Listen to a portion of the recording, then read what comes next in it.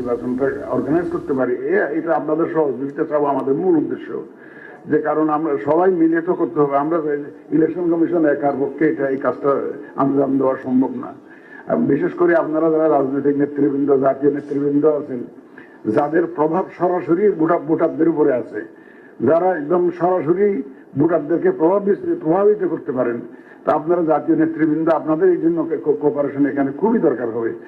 একদম ভোটারদেরকে কেন্দ্রে নিয়ে আসা, একটা সেফ এনভায়রনমেন্ট যাতে আমরা ক্রিয়েট করতে পারি, সেই ব্যাপারে আমাদেরকে সহযোগিতা করা।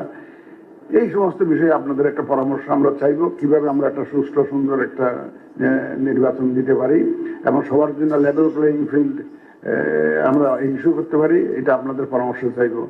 এইখানে আমরা যে কন্ডাক্ট রুল, যেটা যে নির্বাচনের আচরণবিধি, এটা আমরা ড্রাফট করার পরে ওয়েবসাইটে দিয়ে রাখছিলাম, অনেকদিন ওয়েবসাইটে দিয়ে রাখছিলাম এবং অনেকে এখানে মতামত দিয়েছেন এবং many political parties have given written comments which we have tried to accommodate. Almost all the comments we have tried to accommodate.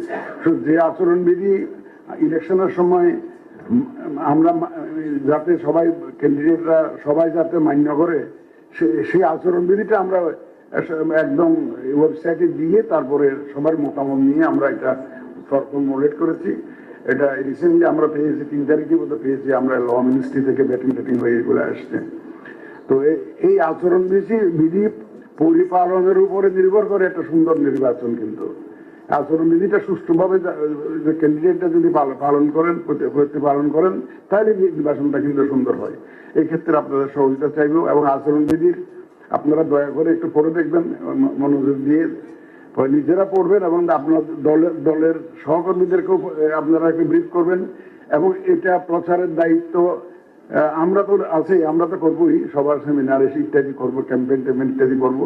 আপনারাও আপনাদের পর্যায়ে যদি দলীয়ভাবে যদি এই আচরণবিধিটা একটু প্রচারের ব্যবস্থা করেন, আপনার